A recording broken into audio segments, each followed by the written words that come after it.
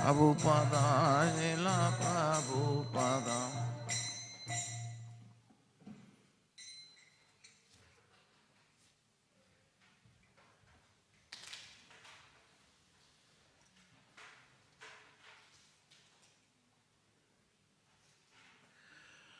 Grandharaj Śrīmad Bhāgavatam ki jai, Srila Prabhupada ki jai.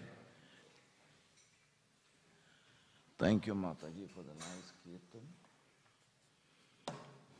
Om Namo Bhagavate Vasudevaya.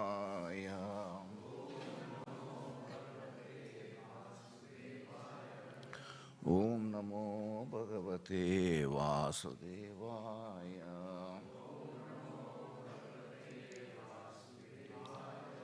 Om Namo Bhagavate Vasudevaya.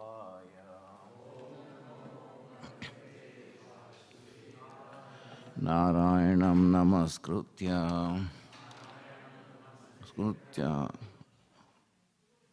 Narayanam Namaskritya Naram Chaiva Narottamam Devim Saraswatim Vyasam Tato Jayam Udhirayet Srinvatam Swakata Krishna Punya Shravana Kirtanaha Hrudayantasto hi abhadrani Vidurnoti sruhusatam Nastaprayeshu abhadreshu Nityam Bhagavata Sevaya Bhagavati Uttamasloke Bhaktir Bhavati Naistiki.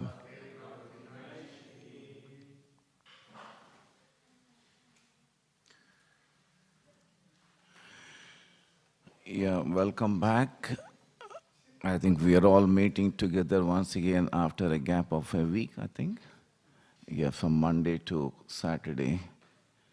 And this takes us back in time lineage to the period when we were not having face-to-face sessions in the temple.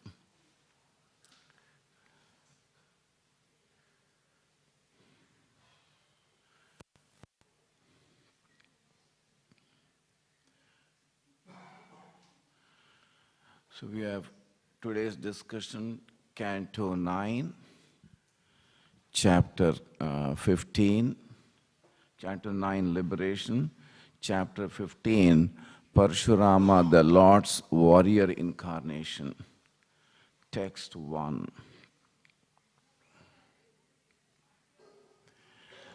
Śrīmad Bhāgavatam Ailasya chorvasi garbhad Ailasya chorvasi garbhad Sad asan atmajan rupa Sad asan atmajan rupa Ayuhu srutayuhu satyayu Ayuhu srutayuhu satyayu Rayotha vijayo jaya Rayotha vijayo jaya Śrīmad Uvaca Ailasya chorvasi garbhad Sadasan atmajan rupa Ayuhu srutayuhu satyayu Rayotha vijayo jaya.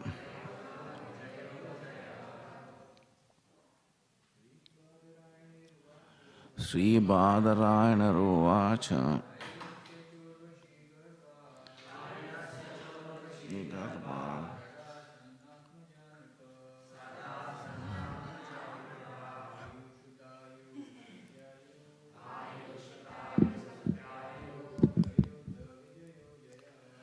Ayota vijayo Jaya.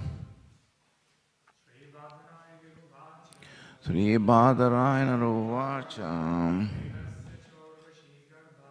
Ailasya Chohi Garbha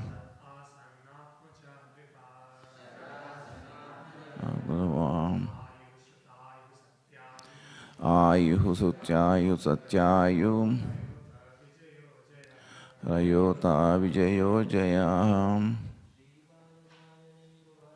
Sri Badarayana Ruvacha Ailasya Chorvasi Garbha Sada Sanatmaja Rupa Ayuhu Stayu Satyayu Rayota Vijayo Jaya.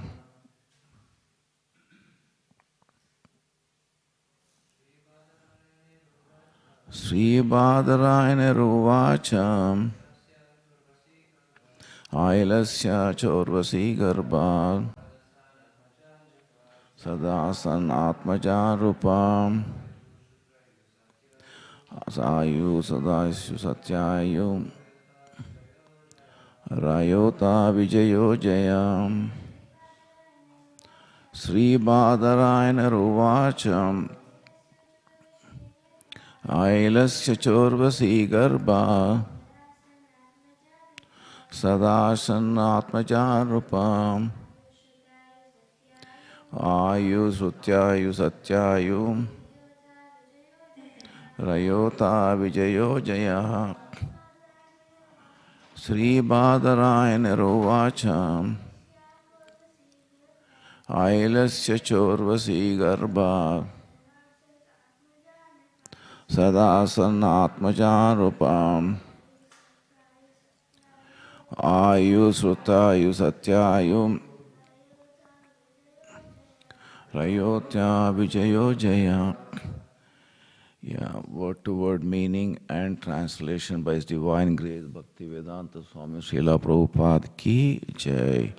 Sri Badarayana Uvacha. Sri Sukadeva Goswami said, Ailasya of Pururava cha also Urvasi Garbhat from the womb of Urvasi. Sat 6 Asan there were Atmajaha sons Nrupa, O King Parikshit. Ayuhu, Ayu, Srutayuhu, Srutayu, Satyayuhu, Satyayu, Rayaha, Raya, Atha, as well as Vijayaha, Vijaya, Jayaha, Jaya.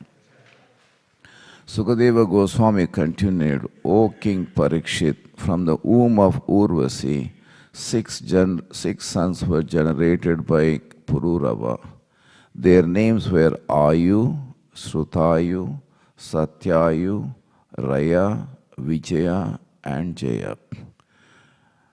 So we don't have any purport, so we need to move to other verses. I think we'll read up to 6, but before that we take the summary.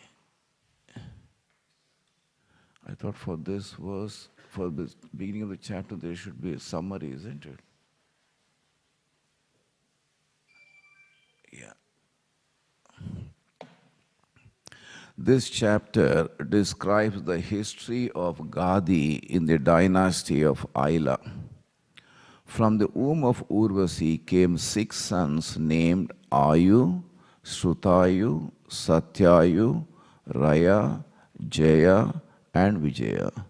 The son of Srutayu was Vasuman. The son of Satyayu was Sutanjaya. The son of Raya was Eka. The son of Jaya was Amita. And the son of Vijaya was Bhima. Bhima's son was named Kanchana. The son of Kanchana was Hotraka. and the son of Hotraka was Janu, who was celebrated for having drunk all the water of the Ganges in one sip. The descendants of Janu, one after another, were Puru, Balaka, Ajaka, and Kusha.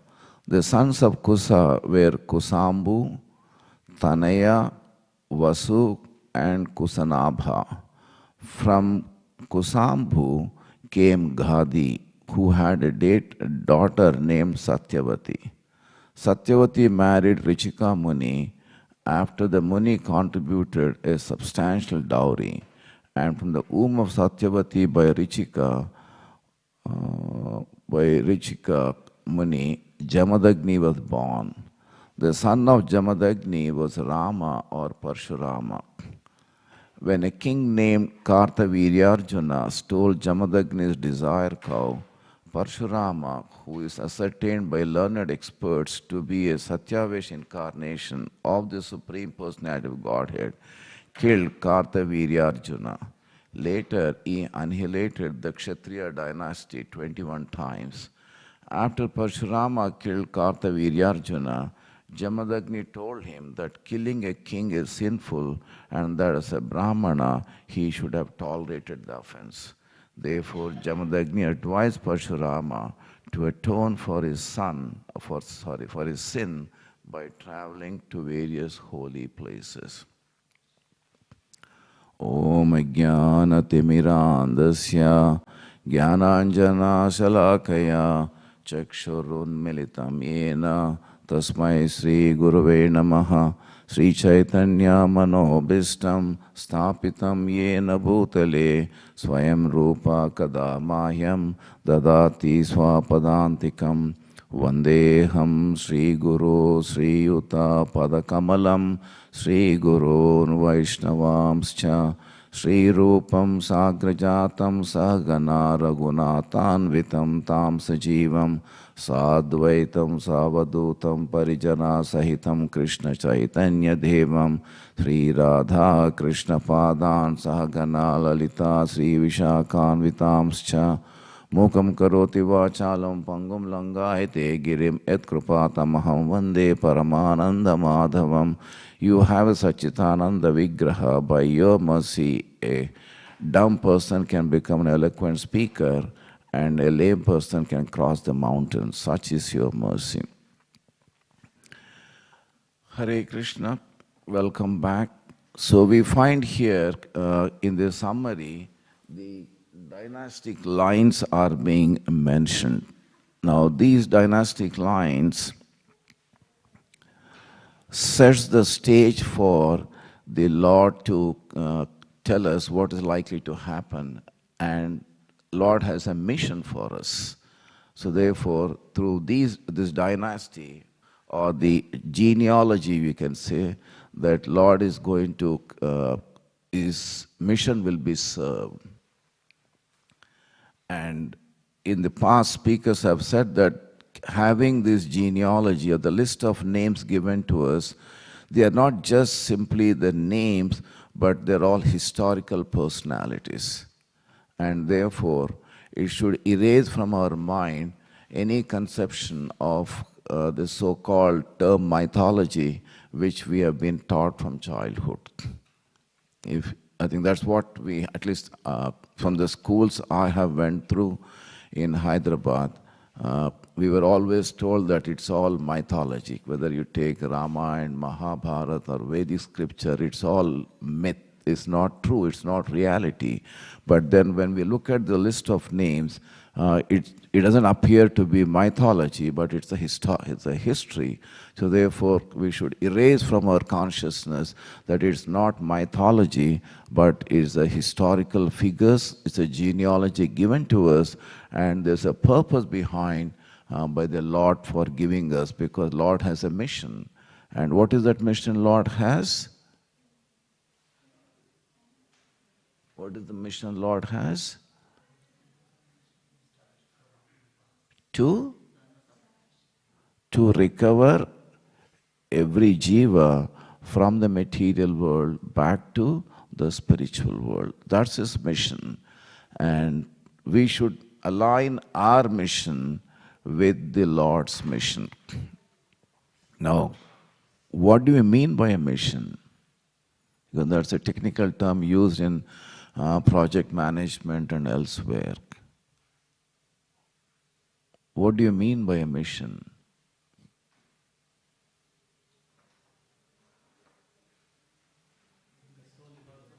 Sorry? Yeah, in a way it's a purpose. If you want to say in simple term, a mission is a statement given by various institutions. Why do they exist? Why do they exist? If you take a financial institution, why does a bank exist? Or if you take a factory, why does the factory exist? Equally, we have a temple, why the temple exists? And turn it around and say that, why do I exist? That's, if I know why do I exist, then you get two different answers depending on from which angle we are looking at.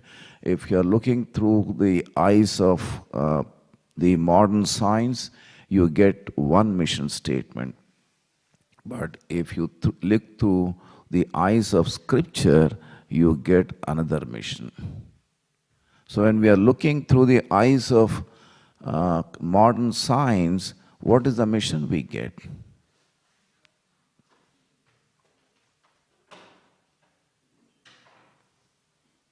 When we look through the eyes of modern science, what is the mission statement we get? Yeah, to enjoy. That's what they tend to sell us. So therefore, maybe we can summarize in simple terms their mission, saying that science, when I say science is the modern science, it causes ignorance. And that ignorance causes misidentification. Misidentification causes forgetfulness of the Lord. Forgetfulness of the Lord causes pride. And pride causes a sense of exploitation, that we want to enjoy our life. We want to enjoy our senses. And this leads us to the statement made by Krishna in 13th chapter, I think verse 22, that the turning point in Bhagavad Gita for the rest of the chapters in Gita. What is that verse? Purusha prakrutisto hi bhunkte prakti jan gunan karanam gunasangasya sad asad yoni janmashu. So therefore, by developing the spirit of enjoyment, we are associating with the material nature. Purusha prakrutisto hi, that Purusha who is in Prakriti, he thinks that he is the enjoyer. And that spirit of enjoyment, sad asad janma yonishu. So that leads us to the repeated birth, death, disease, and in good and bad form, sad, asat. Why? Because karanam gunasangasya, we become associated with the material nature. So therefore, once again, association is so important. We stress on association so much in our Krishna consciousness. Why?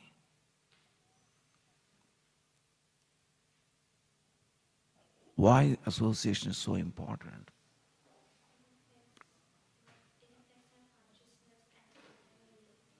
Yeah, it infects our consciousness. Thank you, Mataji. Consciousness or association is the seed for desires. Desire is a seed for activity. Activity is a seed for reactions, karmic reactions. And therefore, desire activity and karmic reactions are the causes for Janma Mrityu Jara Vyadi, for the repeated cycle of birth, death, old age and disease. And therefore, we should be very careful with whom we are associating. Because that association causes the desire. If we are associating with devotees, we get the desire of devotional activities. And if we associate with materialists, we get the desire of material activities. And we said that the science is a cause of ignorance, then what is the positive side for us? The Shastra is the cause for knowledge.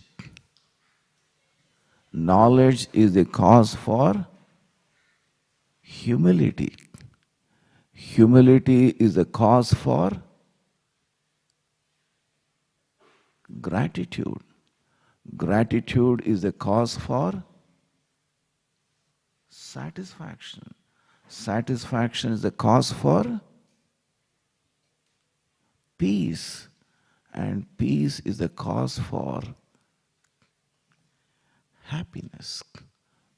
Bhoktaram Yajnatapasan, the peace formula. Unless you are peaceful, where is the question of happiness? And this happiness is an exit from repeated birth, death, old age and disease. So this is the mission we find Lord gives us through this genealogy, or Sukadeva Goswami is giving us this genealogy to help us understand that Lord has a mission. And we need to align with that mission. That is our mission, or that's why we exist. And we said that it's not a history, it's history, but it's not mythology. And Lord is given, or Sukadeva Goswami is given this genealogy to tell us how various big personalities appear, and from in that genealogy, subsequently Lord also appears. And when Lord appears, there is a reason. Because he performs activities. And with those activities, what happens to us? Which is a verse in Bhagavad Gita that says that Lord's activities are meant for janma karma chame divyam. That by understanding Lord's appearance and activities, in reality, at the end of this life, we return back home, back to Godhead. That is the mission. So that's the recovery of the jivas from this material world. Which means that the Lord appears in great personality or lineage or genealogy. And therefore, there is a scope for each one of us to create a genealogy or a linealogy in our family so that great personalities can appear. Isn't it? Through this example, we can understand that if great devotee, you become a great devotee in your family, you set us an example, and then that lineage, you find devotees once again appear. Great devotees would appear to deliver not only that genealogy, but also the human race itself. So that's what we try to understand from these names. So there's no purport for one, so we move on to the second one.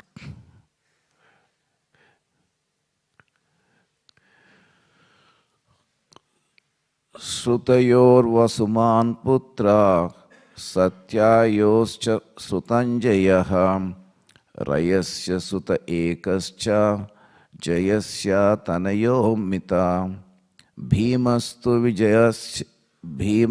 vijayasta kanchano hotrakastata tasya jano suto gangam gandosi krityayo bhipat.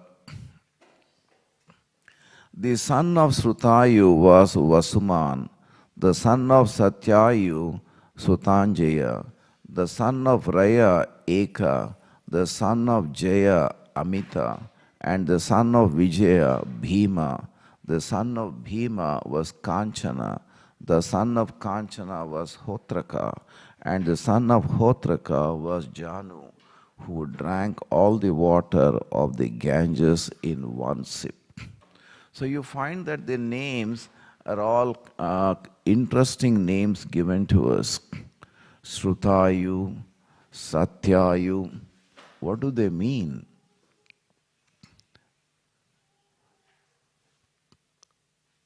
Ayu is longevity. We say that when you offer your dandavas or obeisances to elders, typically what do you say? What do they say? Ayushman Bhava. That let you have a long life. So Ayu is a long life. So it means that this personality had a long life. Srutayu. Sruta is famous. So therefore he was very famous. And he lived a long life. Satyayu is a personality or it's a person who lived for truthfulness. So therefore, it once again tells us that if we live with honesty, if we are truthful, scriptures are indicating that whatever we say, it becomes truth. Whatever we say, it happens. Isn't it? If we speak truth and nothing but truth, then it creates a sense of power in our words. And through those words, whatever you say, it becomes true. And what we say doesn't become true or doesn't happen because we are, or at least I am not truthful. And there is a reason why these names are given or the namings are being done because they define the character and the behavior of that personality. It's not that the names are given arbitrarily. I met one student from China. His name was some Ting Tung. I said, what does it mean? He said, I don't know. And his friend said that you drop a key, whatever the sound it makes, that's his name. But in Vedic culture, that's not the case. The names are given based on the character of that person. And how do they determine the character of the person? If the time and date, the time and the nakshatra is known, then astrology tells the person the likely characteristic of the person, and accordingly the names are given. So you can see a name like Suyodhana. At the birth itself they knew that he is going to be Yodha. He is not just a Yodha but a very powerful Yodha.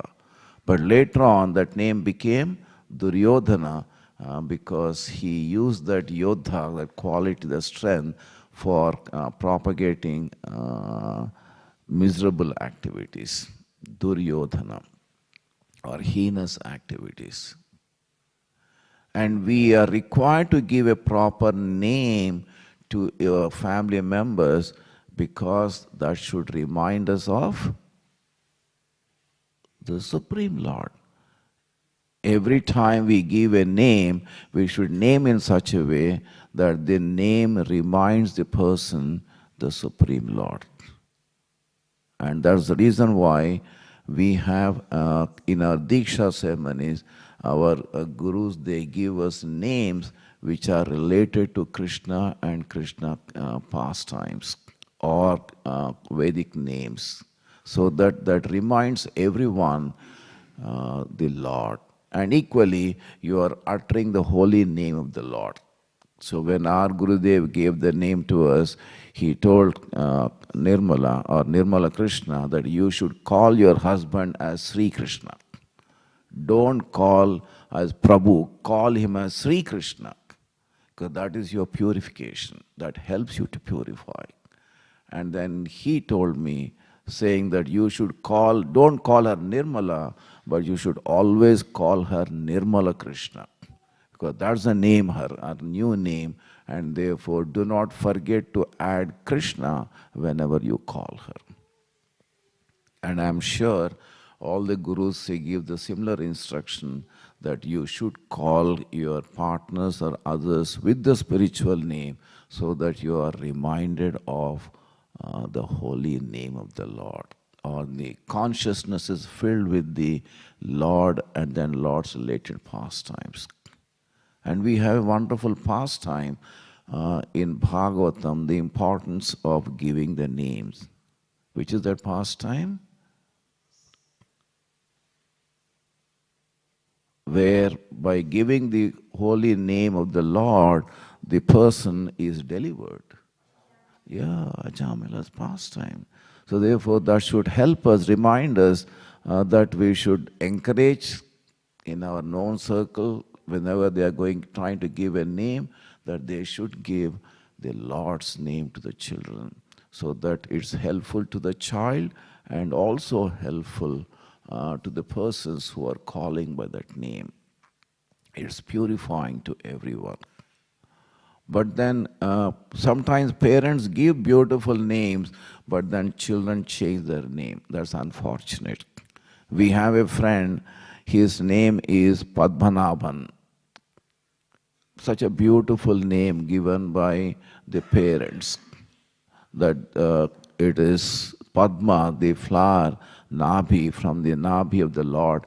The flower is coming, and on that you have Lord Brahma. So therefore, Padmanabhan is referring to Lord Vishnu, but here he came and he changed his name to Paddy. So everyone calls him as Paddy. I have a friend, a colleague in my office, his name is Radha Krishna. Such a beautiful name when given by his parents, but he calls himself Radhu. So somebody calls him as Jadhu. So there is a reason, a purpose why the names are given, and you should allow those names to be used or called by the people. Because in my office they said that your name is Chandra, it's too difficult to pronounce. I said, tough luck, you have to call me as Chandra. Now they said, okay, Chandra. I didn't tell them that I'm Sri Krishna Das. That would make them much more difficult to pronounce. But at least they call me as Chandra, not Paddy or Radhu.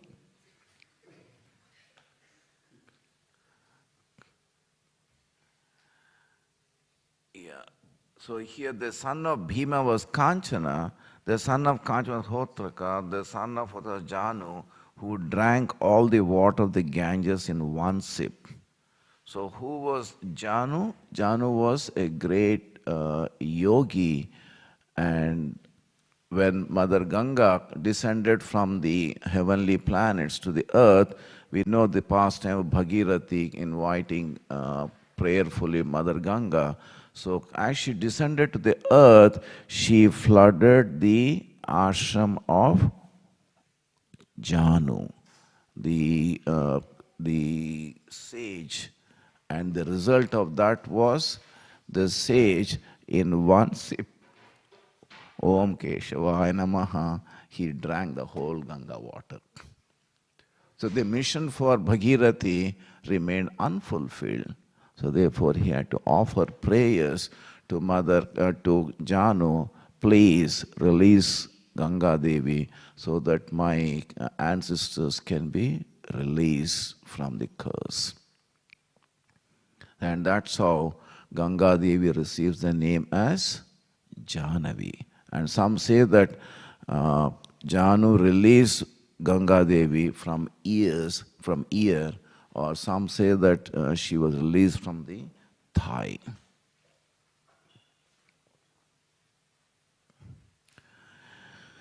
Four, Janostu purustasyata balakascha atmajojaka tata kusasyapi kusambustanayo vasu kusan bhascha chatavaro gadir asit kusambujaha.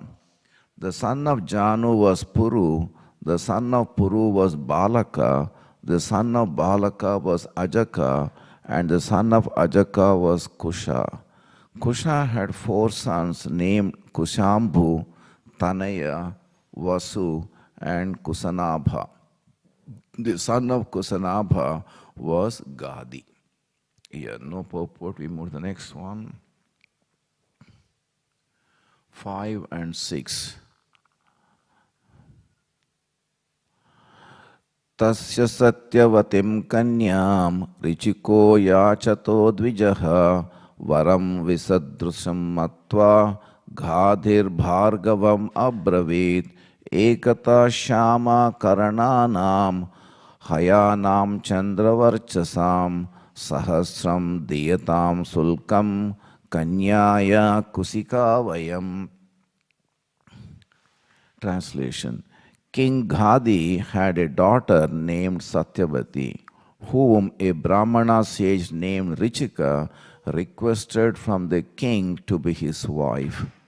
King Ghadi, however, regarded Richika as an unfit husband for his daughter, and therefore he told the Brahmana, "My dear sir, I belong to the dynasty of Kusha.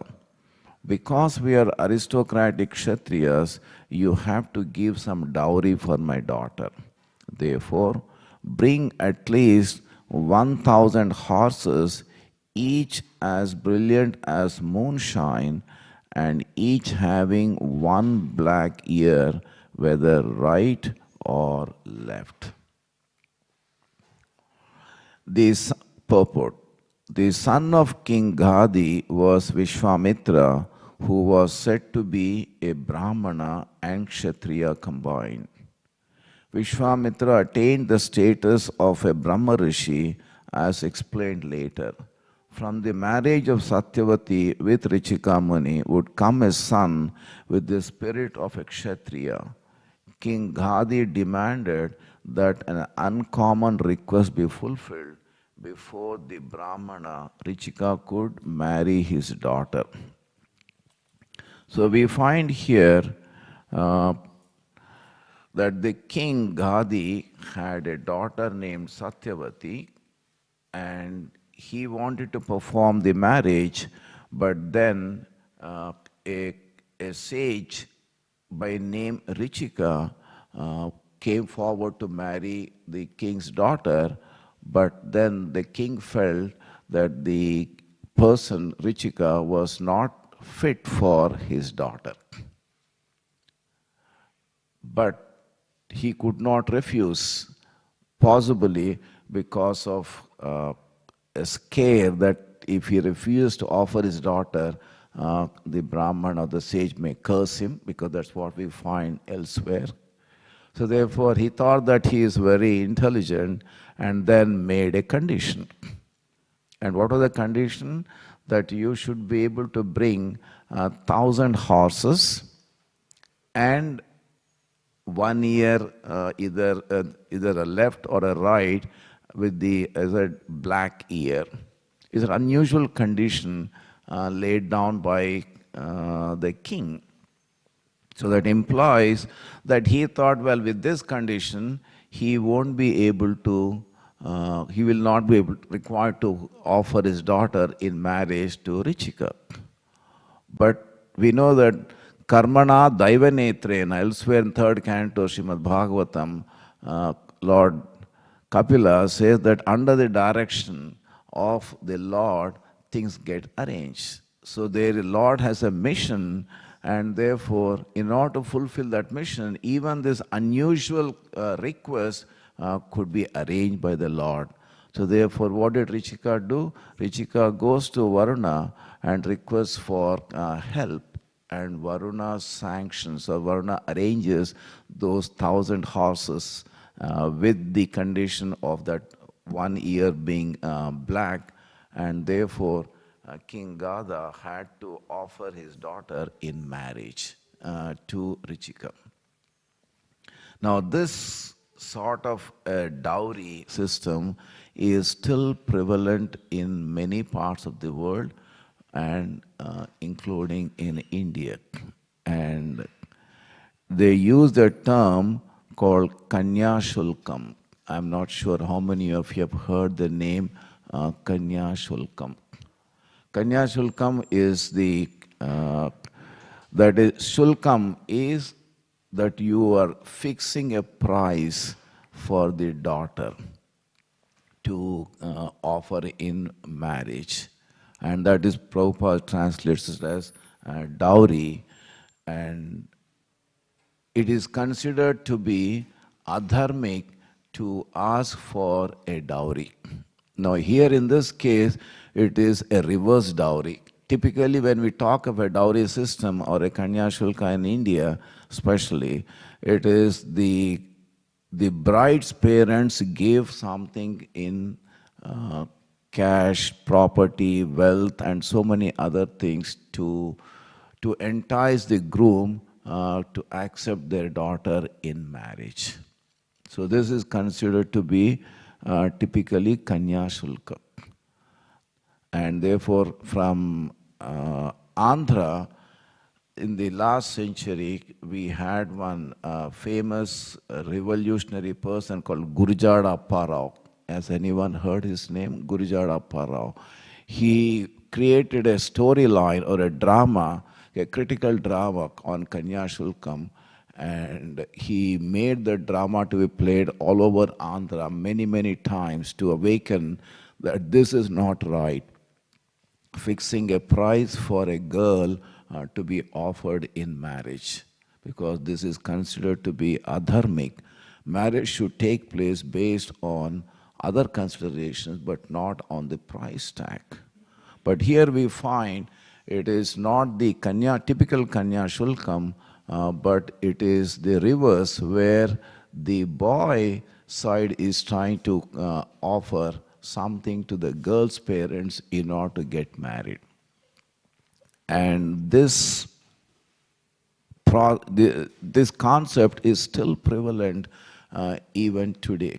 I remember there is a place called Palghat in Kerala. Anyone from Kerala? Anyone from Kerala? Okay. There's a place called Palghat in Kerala, and in Kerala the girls were in surplus. It's like a commodity, and they were in surplus, and they did not have grooms there. Now, I come from a place called Manthini, which is about 150 kilometers from Hyderabad. It's on the bank of river Godavari. And we did not have, or in Manthini, we were having surplus men. So Palghat had surplus girls, and Manthini had surplus boys. And typically in Manthini, if someone has to get married, they should offer dowry. So then it was a mutual convenience.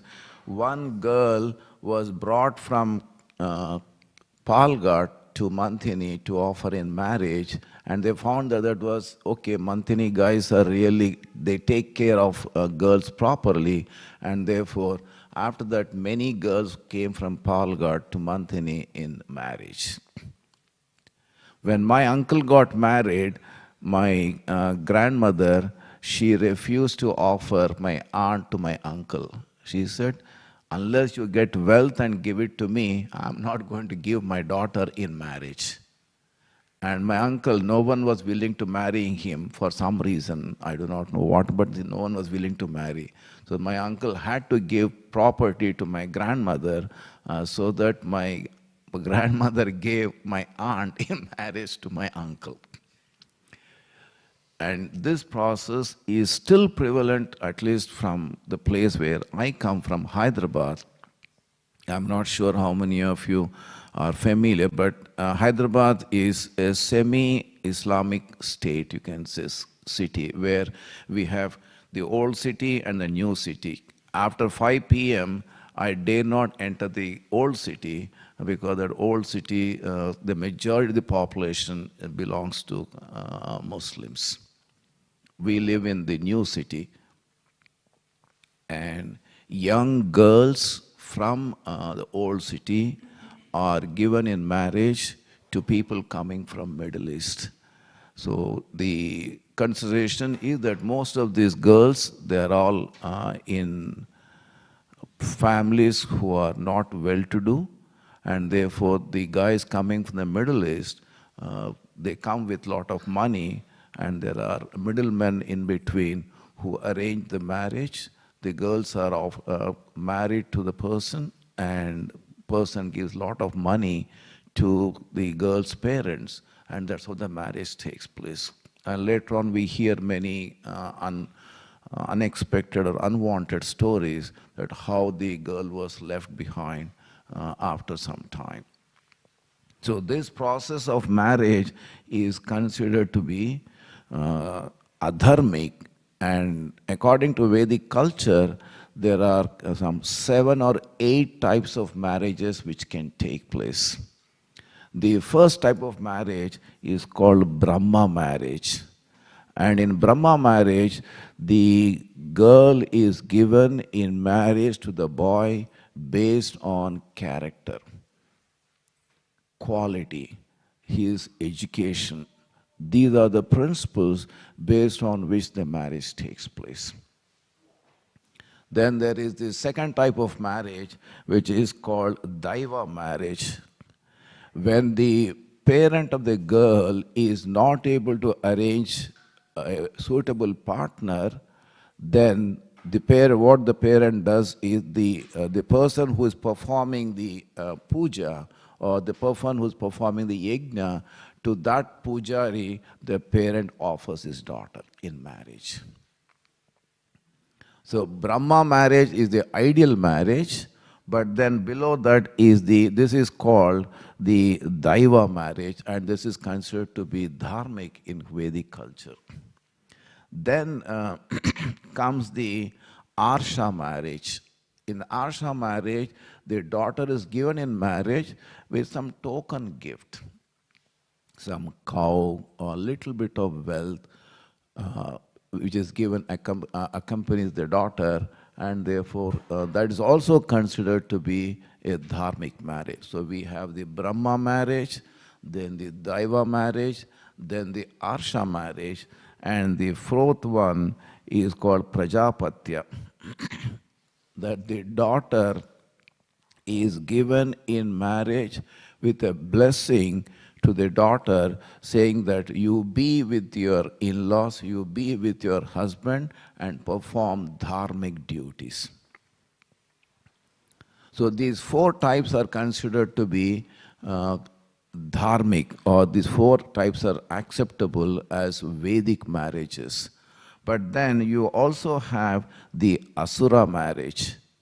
Asura marriage is the marriage where it is said that the boy gives dowry to the girl's parents. As in this case, you find that the king wanted the sage to give 1,000 horses, and this sort of a dowry is considered to be asuric, and it is adharmic.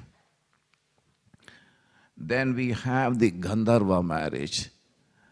In the Gandharva marriage, it is typically in modern terminology, it's called the love marriage. So that is also not considered to be dharmic, but is considered to be semi-dharmic. It says, okay, that concession is given because it is acceptable to both the girl and the boy. So reluctantly, the parents give permission, or used to give permission in Vedic culture. Then comes the Rakshasa marriage. In Rakshasa marriage, the girl is abducted by force. So typically in olden days, the Kshatriyas used to perform that sort of activity where they would whisk away the bride with the force from the Vedic perspective or from Manusmriti perspective, that was considered to be a Rakshasa marriage.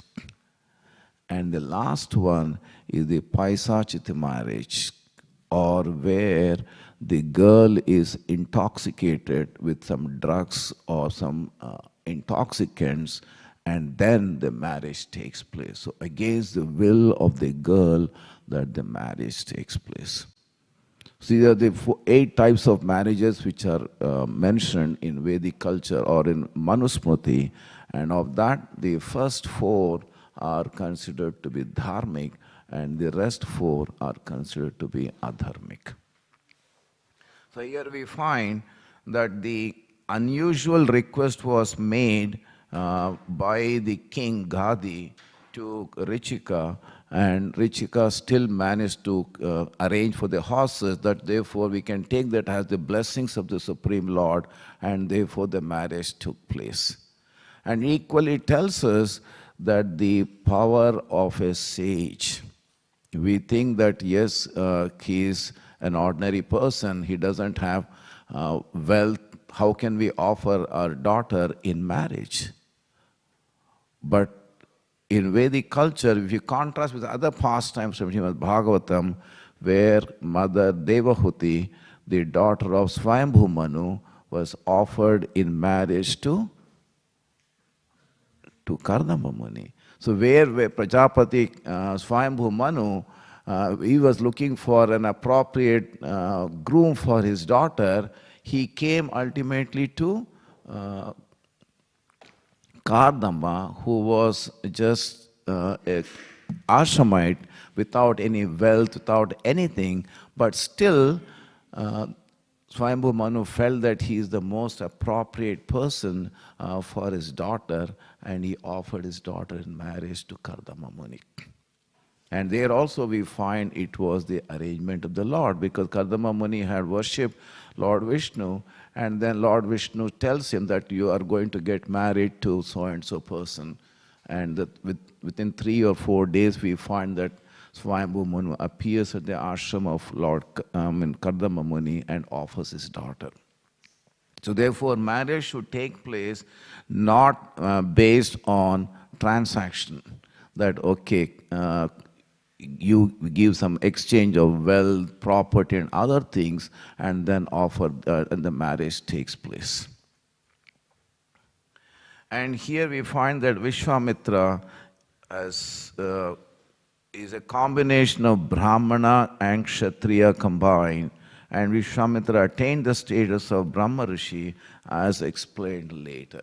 So Vishwamitra, as you know, that he was a Kshatriya king, and Vasishtha Muni comes to, when Vishwamitra visits with his soldiers to Vasishtha Muni's ashram, then Vasishtha Muni serves Vishwamitra and his entire soldiers with sumptuous prasadam.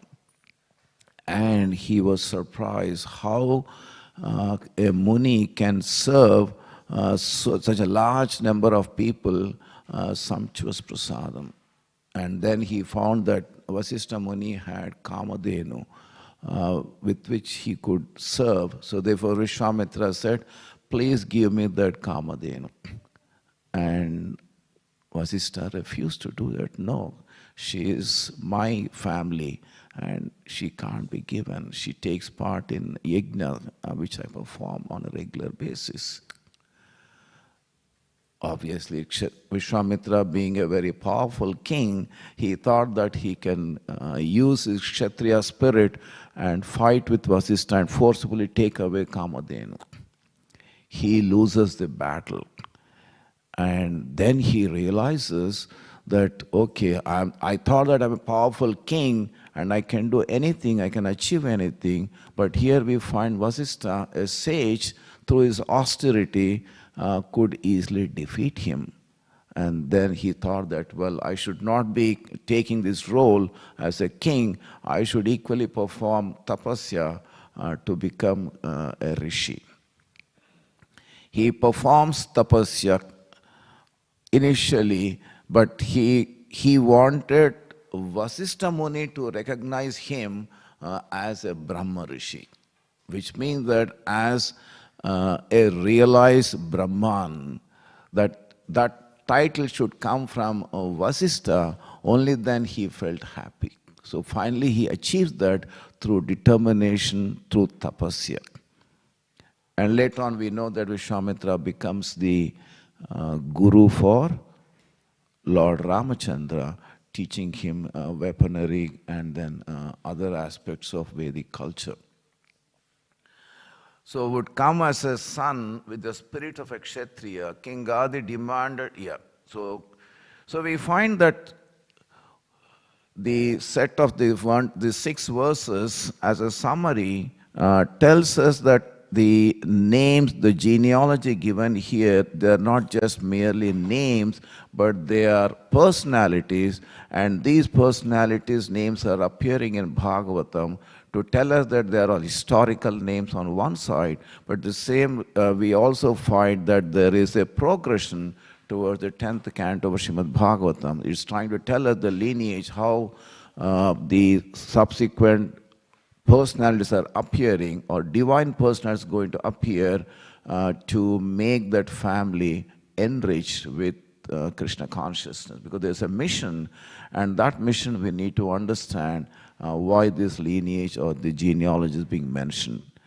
Equally, we have an opportunity to take part in our own small genealogy or in our own families, so that taking inspiration from these set of names which is being mentioned Śrīmad Bhāgavatam, that we can do something spiritually to align with Srila Prabhupada's mission, and in that process we also lay a foundation in our own family to invite devotees in our families, and thus pave way for divine personalities to appear equally who could assist in Lord's mission.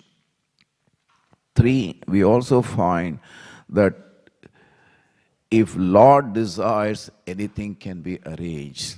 So here King felt that, Gada felt that the unusual request cannot be complied by Richika, and therefore in that sense he need not offer his daughter in marriage, but then Lord has a different mission. So therefore Richika could comply with the required horses, and therefore King Gada had to offer his daughter in marriage to Richika.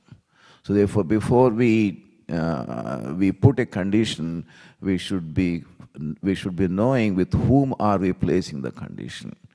And especially, we should not meddle with devotees, or we should not meddle with sages, because they are under the protection of the Supreme Lord. Yeah, any question, any comment? Hare Krishna, Prabhu.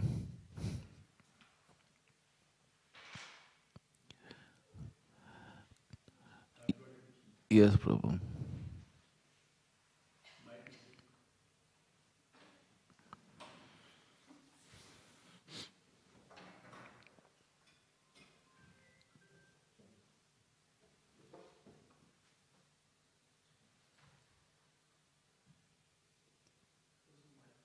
How to improve chanting holy name?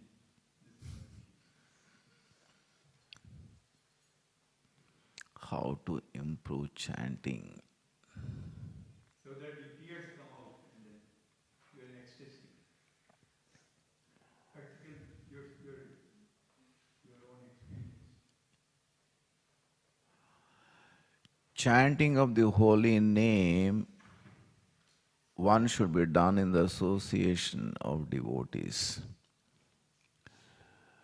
And to improve our own chanting, we should have someone whose chanting inspires us. Once Jagatarani Mataji said that if you want to imbibe the quality of a person, then you be in the vicinity of that person. You need not be very close to that person. Be in the vicinity of the person, then the quality of the person is like a disease, is a contagious, and you get that disease. So similarly, we should see who's chanting so nicely in our own circle and be in their proximity and chant with them. That can inspire us to chant properly. So identify a person, you feel that that person chants so nicely. But if you try to tell that person, oh, you chant so nicely, maybe that person in a humble position may not accept it. But we try to be with that proximity and chant along with them. Or so therefore in the morning when you come here after Mangala Arati, you can see the devotees sitting here and doing the chanting, and most of the time I observe that the devotees are sitting in the same place.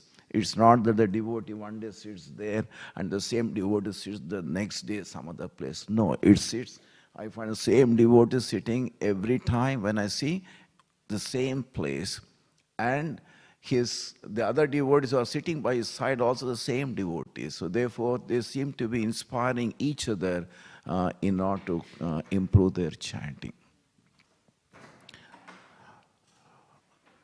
Play Prabhupada's dhun at the morning when you are chanting. If you feel that your chanting is not proper, you can play that dhun so that you are hearing Prabhupada and chant at the speed with the Prabhupada. That will help in chanting. Fix a proper time. Do not change the time and a place at home so that the mind becomes calm. So the mind knows that, yes, this is the time for this person to be in connection with the Lord.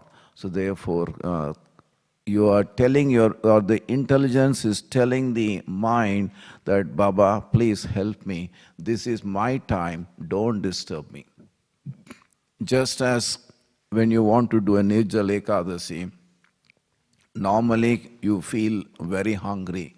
But then when you train your mind, maybe 1 or 2 days before, starting 1 or 2 days before, and on the day of Ekadasi or a fasting day, you really don't feel hungry. I'm not sure how many of you experience that, but this is my personal experience. I tell my mind that, look, Baba, you are not going to get any food. Don't trouble me. This is the time for me to do spiritual activity. And their mind really cooperates at that time. So there are many tips, Prabhu. One can improve chanting, and you can buy Japa book by Gurudev, and there are many more tips given there how to do chanting.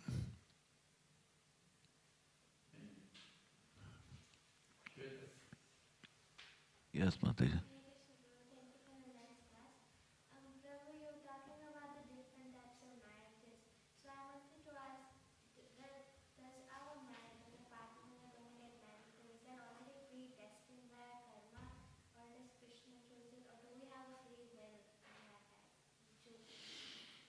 Destined by karma.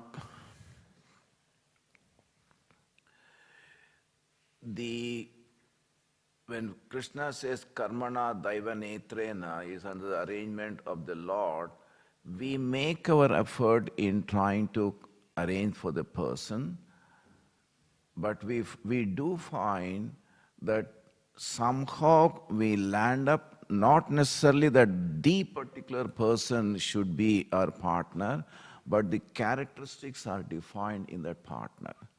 Because this is based on my own experience with Abhishek's marriage, my son's marriage.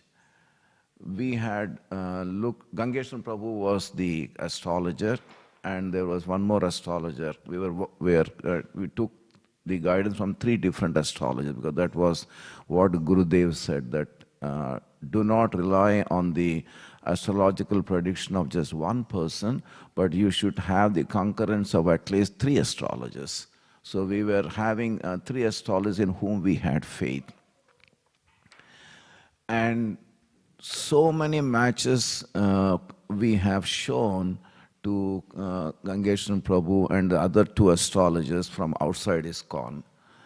And many a time we find that our astrologers would say yes, but then the other side astrologer says no. And when their astrologers say yes, our astrologer says no. So therefore, finally, when we found, or Abhishek found a partner, she was from totally an unknown place, unknown person. He married a person by name Yamini, and we don't know who Yamini was till the marriage. She was attached to Narasimha Giridhari temple in Bangalore, and Abhishek, so finally Gangeshwaran Prabhu and other two astrologers gave permission, and their astrologer also said yes, and Abhishek did not meet the girl before marriage. Very unusual. Abhishek said, astrology has confirmed, I spoke to the girl on phone, they met on Zoom call, and he straight landed in Bangalore for his engagement. Normally, that's not how it happens. We meet, we talk, we spend time, and then we decide. But in this case, he never met her. He just spoke to her, and he spoke to her only after their astrologer and our three astrologers and Gurudev gave the permission that the marriage took place. So from the sifting of so many matches, we take that it was an arrangement. And how Lord arranges is based on our Shraddha in the Vedic scripture. So we took the shelter of Gurudev, we took the shelter of three astrologers in whom we had faith, and chief amongst them was Gangeshwaran Prabhu because he is a devotee and an astrologer. And final tick was given by Bhavana Maharaj. And then the marriage took place. So what can we draw as a conclusion from that? There is an arrangement. There is a force behind. Thank you, Mataji. Yes, Mataji.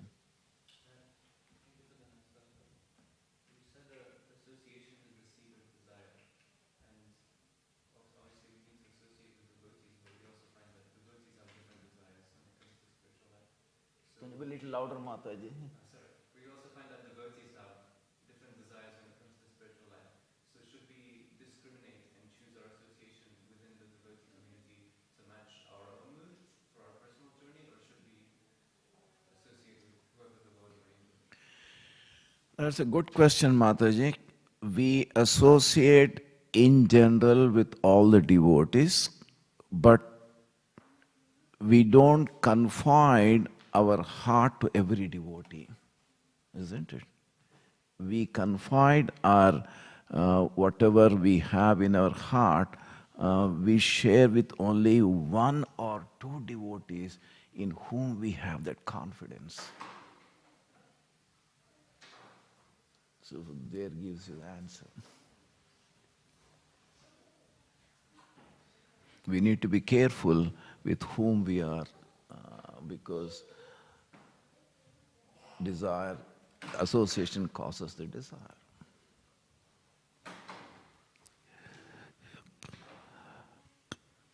Yeah, any other question or a comment? Okay. Grandharaj Śrīmad Bhāgavatam ki jai, Srila Prabhupada ki jai, Vanchakalpatarobhischa, Krupa Sindhubhya eva cha, Patitanam Pavanebhyo, Vaishnavebhyo Namo Namaha. Yeah. Radhastami Eve ki jai. Yeah, tomorrow is Radhastami. I didn't want to speak on Radhastami because tomorrow the speaker is going to talk.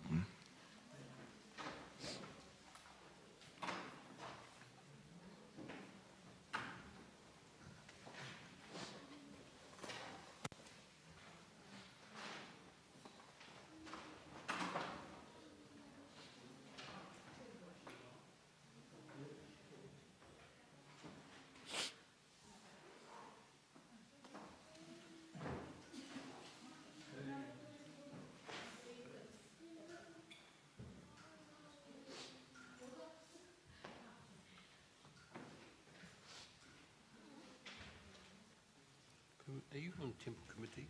Sorry? Are you on the temple committee? No, bro. No. Saved. No, I'm not such a big person.